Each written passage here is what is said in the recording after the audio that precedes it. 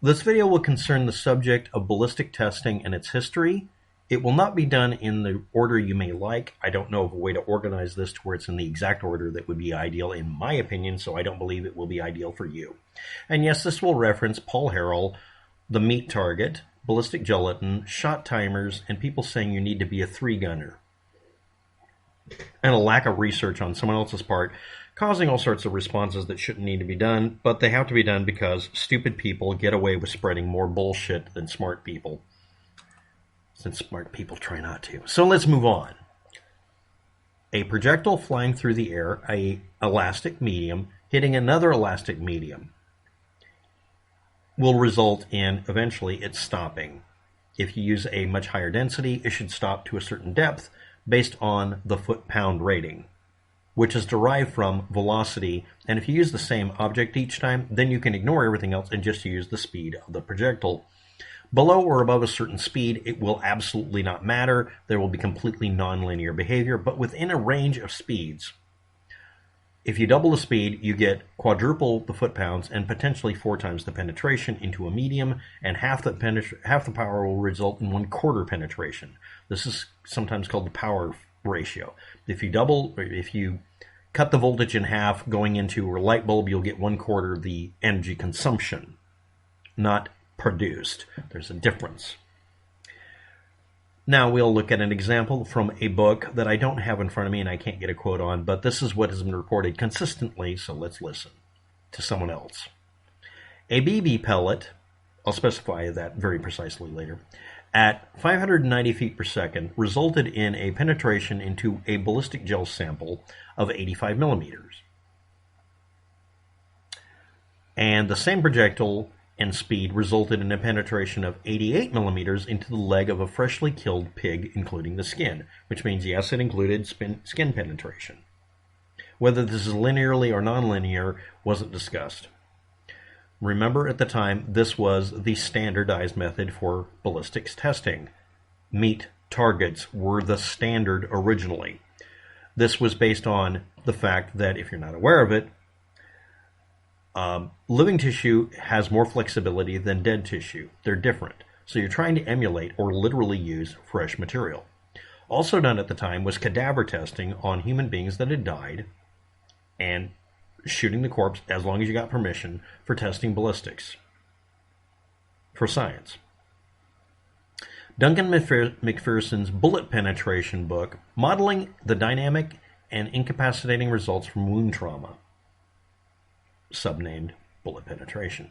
Now that's been quoted a lot. It's consistently quoted the same way. I have actually read this before, but I don't have it in front of me and I can't get a copy on the internet, so I can't at this moment say I'm absolutely sure about this. But let's take this as axiomatic. So what's 88 millimeters in a pig leg? That's about 3.5 inches, almost exactly 3.5 inches. And 590 feet per second in ballistic gel was a specific gel mix at the time, and it may have given you information on it. Maybe it was 10 or 20% gel. Doesn't matter which one.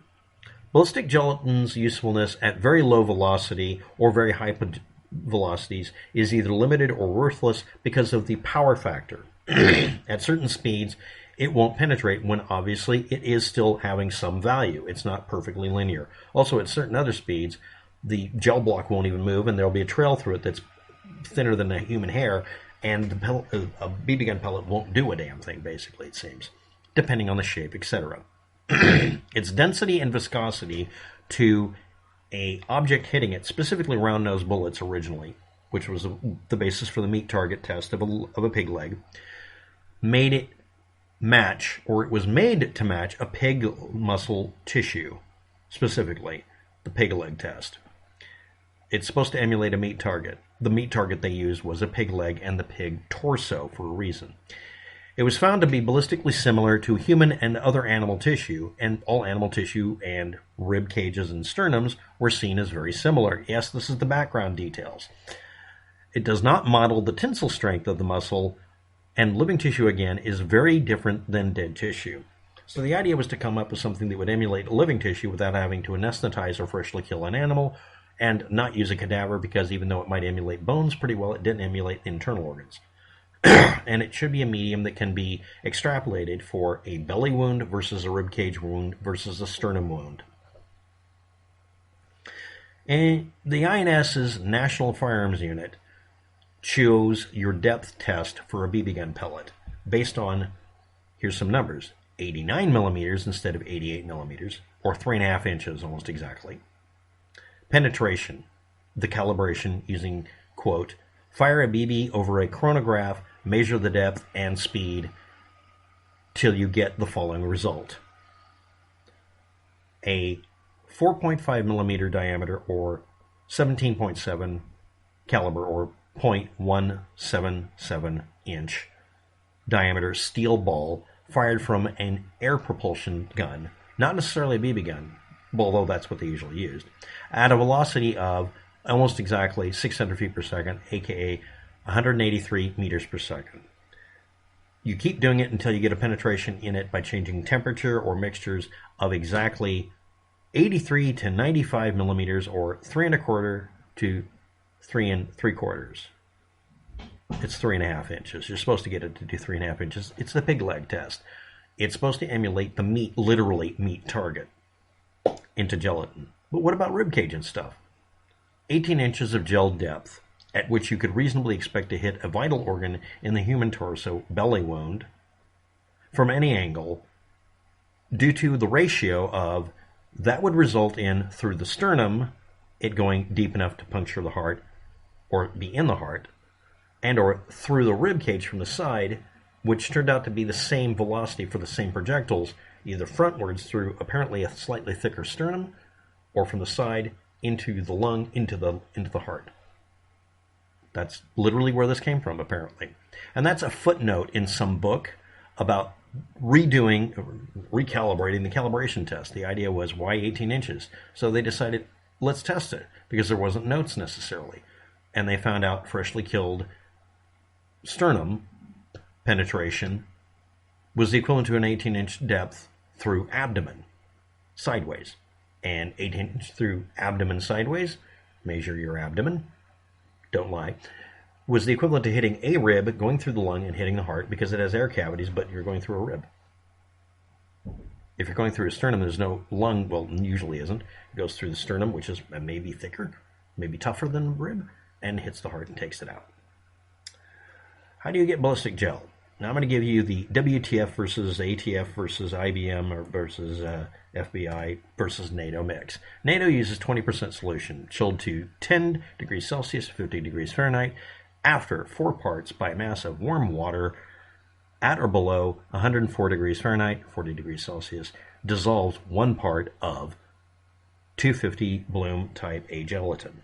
The FBI 10% solution is chilled to 4 degrees Celsius or almost 40 degrees Fahrenheit, it's 39, after 9 parts by mass of warm water at or below 40 degrees Celsius or 104 degrees Fahrenheit, a little over human body temperature, dissolves 1 part of the gelatin.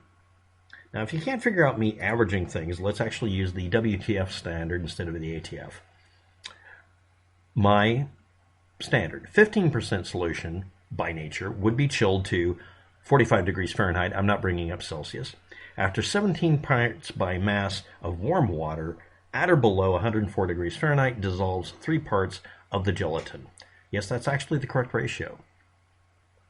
But 4-to-1 or 9-to-1 were easy to memorize. And why does the NATO and FBI standards are different in percentage, seemingly 2-to-1? You'd have to look it up. There's no explanation given by them that I could find that's consistent, because they don't offer one. People derived it. Just like going through a rib cage is supposed to be easier than hitting a sternum, but they all equate to the same depth hitting the heart, going through front to back, or from right or left side in, as being the equivalent to 18 inches of depth through fat and intestines, filled with presumably water, poop, and food. These were derived by doing experiments, and more importantly, the experiment that you don't talk about. In order to train emergency medical technicians, what they would do is take a pig, anesthetize it like they were going to do surgery on it, shoot it, and then have them go in, retrieve the bullet, and save the pig's life. They started off vets before they worked on vets. The veterinary equivalent testing, and there's a bunch of names for it, and this stuff became very controversial because they were shooting live animals that were anesthetized. The idea is if they couldn't repair the animal, they would then euthanize it before it woke up so they didn't have to put it through anything, and then they would do a necropsy on the body. How was this? How did you do? They considered it a good way to teach. And they could also test the wound ballistics. It was a live animal. Pigs were fairly close or direct equivalents. And then they don't tell you why it was the equivalent to shooting a pig in a specific country was the equivalent to shooting someone they didn't really care about or think of as a human being when they shot him. So yeah, you're not going to find a lot of this information because it's still classified, meaning someone committed a war crime testing bullets. Yeah, kind of fucked up. And yes, it involved people also using 25 ACP, 45 Colt, and deer rifle rounds, and finding out, if you're not aware of it, deer rifles make really good Army-grade weapons in some cases, depending on the bullet, gun, etc., usefulness, and vice versa.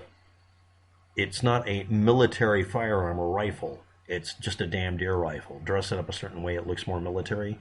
That's why it really isn't, I mean, the ATF and everybody else figured out it doesn't make a damn bit of difference. Now let's talk about the meat target and Paul Harrell. Why would he do that? Well, he gets fresh cuts from the butcher that have been sealed up so the moisture levels are about the same, or you can soak the meat. It will then have a reconstituted effect of being a lot like the meat in a pig. Pig legs were used as the standards. This is emulating a pig leg, which emulated enough testing. And why would you shoot a pig leg? It's specifically the thigh bone. Why? Because if it went beyond a certain depth, coincidental about that deep, a little bit deeper than what they got the depth with a BB gun, they found out that they could have it hit bone and test what it did to a certain part of the bone. You have to look at the anatomy for a pig. Sternum versus ribs, is this accurate? The sternum in a human is maybe thicker than the ribs. Seems more non-flexible than the rib cage, so it makes some sense. Was this a direct equivalent after going from a rib through the air pockets in the lung to hit the heart versus hitting a rib, hitting something thicker than a rib, the sternum, going into the heart? Yes. Yes, what they did is they kept lowering the pressure or speed of a projectile actually fired from an air compressor, not from a gun, because gunpowder isn't consistent enough, to find out what feet per second for a specific caliber would do certain things through to a pig body, the freshly killed pig from a butcher shop. They found a place where they only took certain parts off the recently deceased animal and would shoot the rib cages. Or they would do the experiments where they were teaching medical personnel. The point is, they found this is rough equivalent. If you can get 18 inches of penetration through soft meat, it would be the equivalent to going through the rib cage or the sternum. Yes or no? And again, where I look this up, I find people almost verbatim quoting that and listing a source that is now a book I can't find because it's now for pay only, and other things. So, is this a real test? Yeah, actually, the ballistic gel, if it's calibrated to 3.5 inches, screw the rest of it, get it to 3.5 inches, you get the result you're looking for. And remember, 18 inches of fat and muscle isn't something you're going to hit with a human or a deer most of the time. Are you shooting whales? The point I'm making here is it's a test for equivalent through going through ribs or sternum to a heart, most likely. Again, we can't confirm this. These aren't the droids you're looking for. Now let's bring up shot timers. I want someone to list as many, or just one, police department and or military unit that uses shot timers and will disqualify you from being effective for failing to get shot timers down. Shot timers are used for competitive shooting for speed. That's not self-defense data. Next, ballistic gel and meat targets both give you information. Gel doesn't emulate what a lung and a rib cage will do. The meat target does. Period, full stop. Is it perfect? No, but neither was a cadaver, neither was a pig. And also people said if you don't do 3-gun, you're not really going to do self-defense. That's like saying that a competitive knife thrower is going to be better in a fight. They're not. No, they really aren't. And that, I'm going to end it.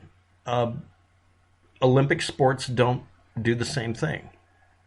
Biathlon isn't the same thing as being a spy who loves me flying through snow shooting at people. Thanks for watching. Have a good day. Good luck with that. This is my opinion piece on all of it, and I'll put it all in the title if I can fit it. Yes, there's a joke.